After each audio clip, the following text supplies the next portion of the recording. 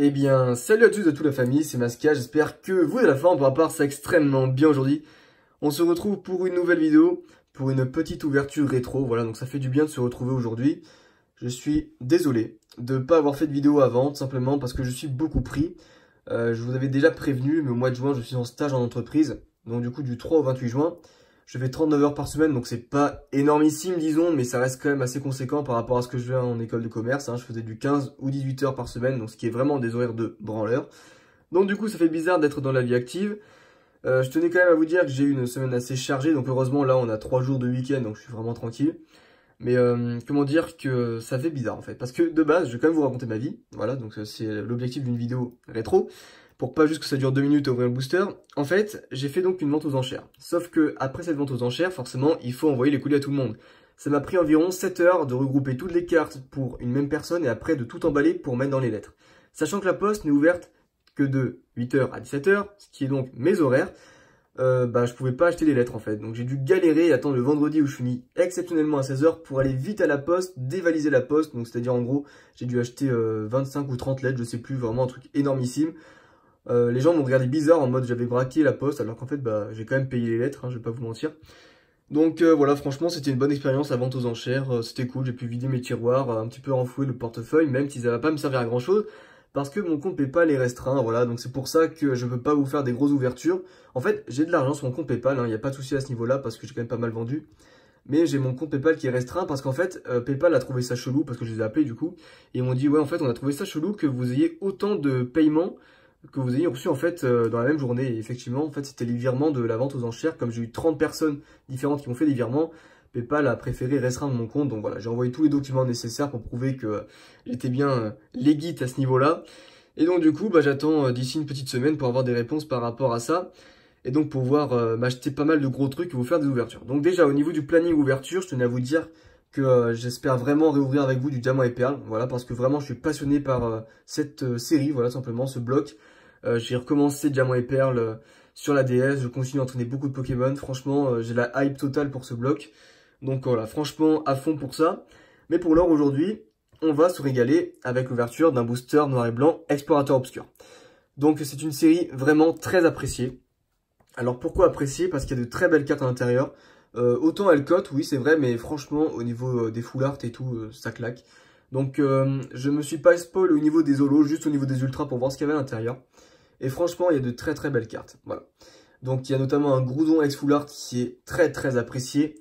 Il y a Entei, Raikou qui sont vraiment magnifiques également.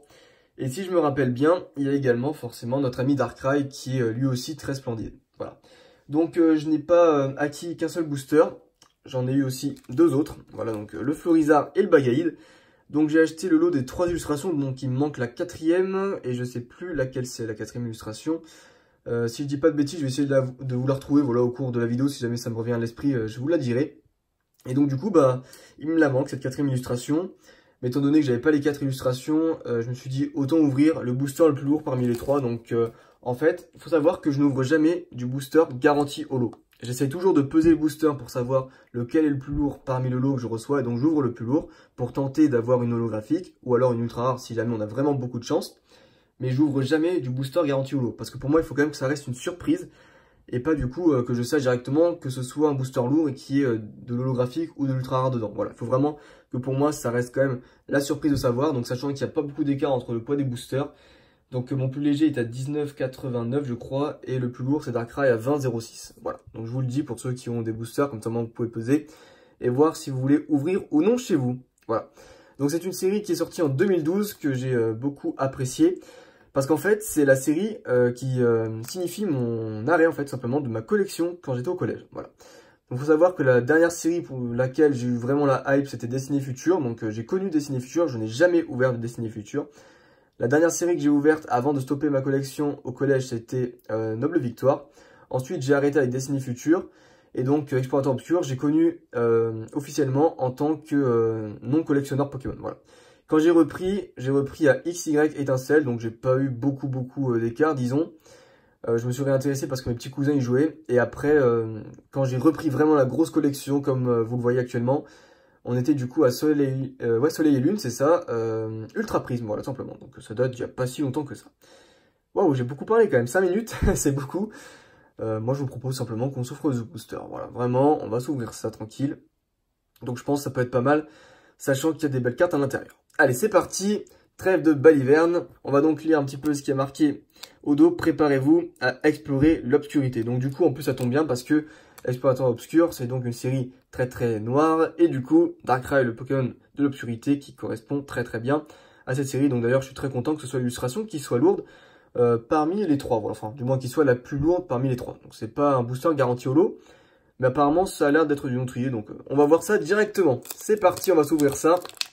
Donc du coup, je vous montre bien, hein, je vais vous montrer ça directement. C'est bien une série qui est sortie en 2012, voilà. Donc ça a été fabriqué au Royaume-Uni, comme vous pouvez le voir, United Kingdom. Voilà. Allez, c'est parti, on va s'ouvrir ce booster directement.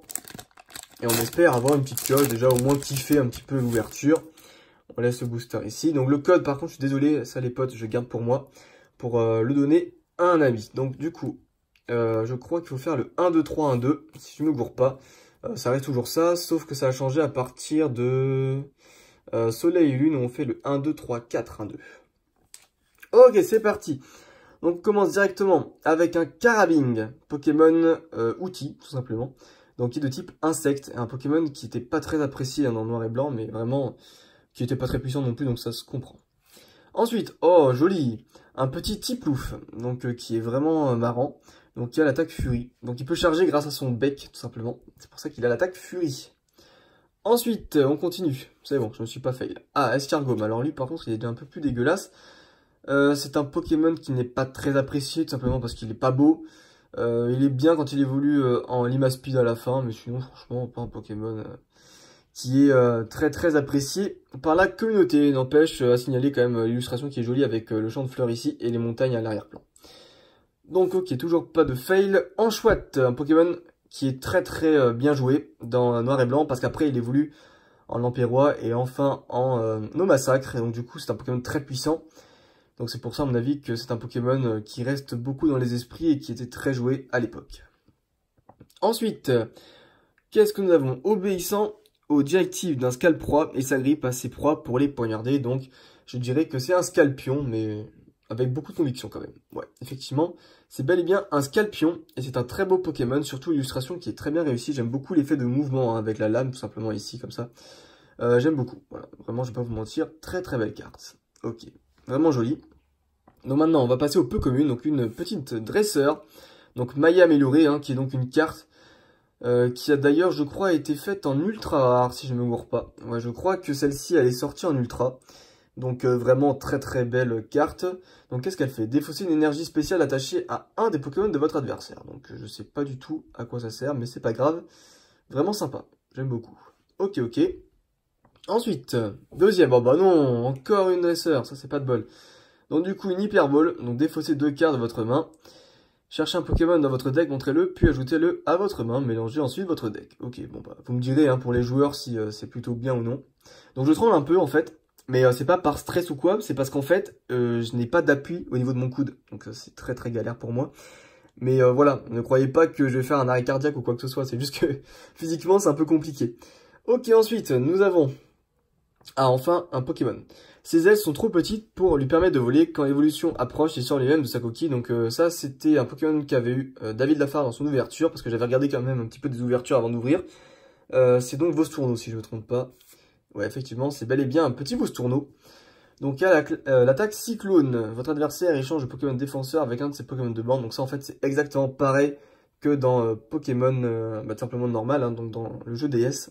Donc, Cyclone ou Hurlement qui ont également le même effet. Très jolie carte. Ok, donc passons à la reverse. Quelle sera la reverse?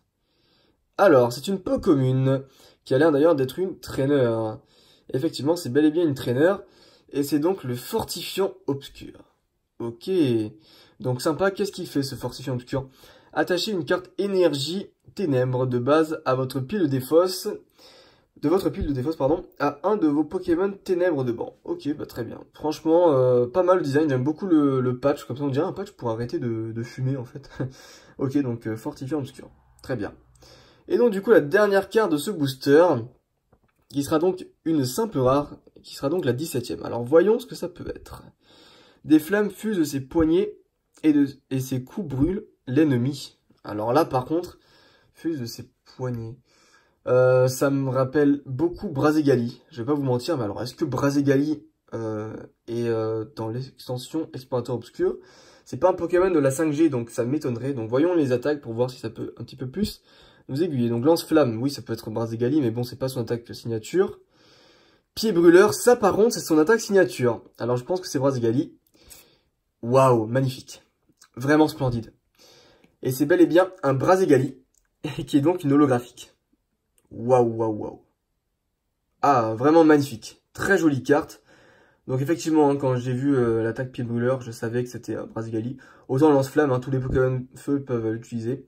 Mais effectivement, le fait qu'il utilise des flammes qui sortent de ses poignets, eh bien voilà, on le voit ici.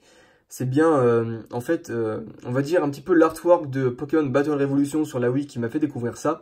Parce qu'en fait, quand il se prend une attaque, il a toujours des flammes en fait qui sortent de ses poignets. Et donc, c'est vrai que ça m'a fait penser à Brazegali directement. Et c'est une très jolie carte. Vraiment magnifique carte, donc qui a été un petit peu mal découpée hein, sur les bords en bas. Mais qui est mint, tout simplement. Donc, sortie de booster. Superbe.